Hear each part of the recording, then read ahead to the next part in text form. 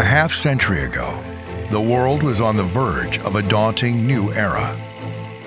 The threat of global communism, the rise of strategic nuclear weapons, and a growing fear of mass starvation, overpopulation, and depletion of natural resources.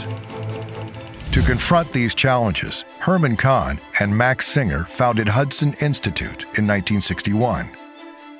It was to be a new kind of research organization that would give policymakers the vision, ideas, and confidence to confront and solve the problems of the day. Kahn's research was unconventional and broad-based. While others saw nuclear war as inevitable, Kahn and his team of intellectual leaders presented bold new concepts to discourage attack and maintain deterrence. When others ignored the potential of innovation, Hudson foresaw the rise of the information age and showed how technology can drive economic progress, fostering freedom and global prosperity.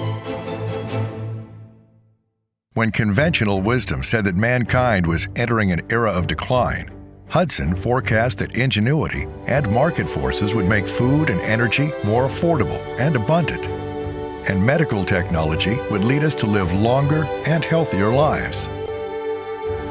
Hudson scholars saw beyond the international status quo to a dynamic world of shifting geopolitical landscapes. When many in the West thought Asia was an irrelevant backwater, Hudson was among the first to predict Japan's rise as a leading economic power.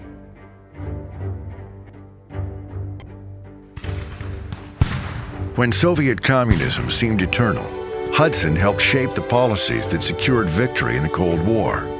After the collapse of communism, Hudson's forward-looking research provided the post-Soviet states of Central and Eastern Europe with strategies for building civil societies and free markets.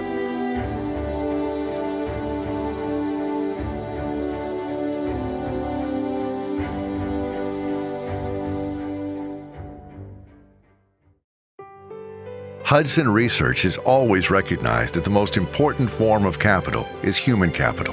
Hudson's milestone studies on the workforce detailed the increasing importance of brain power and called for education to meet the need for high-skilled labor.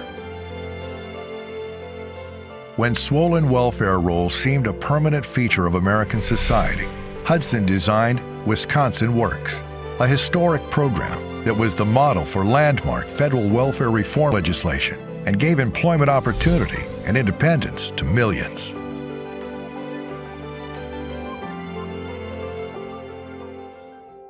In the post-9/11 era, drawing on Hudson tradition, we have assembled the most talented team of researchers in the world, focusing on the ideological character of Islamic radicalism.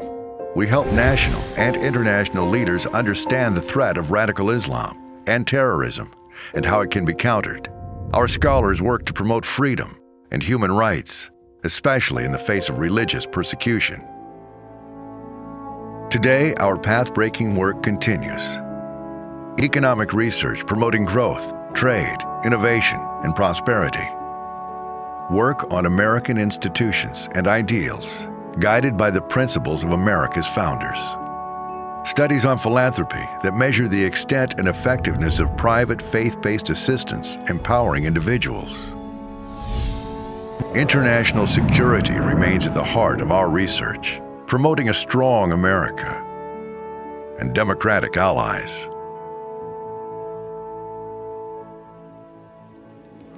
We face challenges no less daunting than a half-century ago. Much of today's conventional wisdom remains gloomy. But Hudson follows the footsteps of Kahn and his team and remains guardedly optimistic, determined to find solutions to intractable problems through innovation, free markets, individual responsibility, and American leadership. Hudson is recognized throughout the world for its bold intellectual leadership. With a broader team of scholars than at any time in the past, many of whom have served in senior positions in the federal government. From our founding days in Croton on Hudson, to our years in the Heartland, Indianapolis, to Washington and New York today, with a greater number of former senior-level defense strategists than any other think tank, a renowned team of economists, and leaders on American culture and institutions. Our unique forward-looking research is tuned to the priorities of the next 50 years, forging ideas that promote security, prosperity, and freedom. Hudson's work is as needed today as it was in the beginning.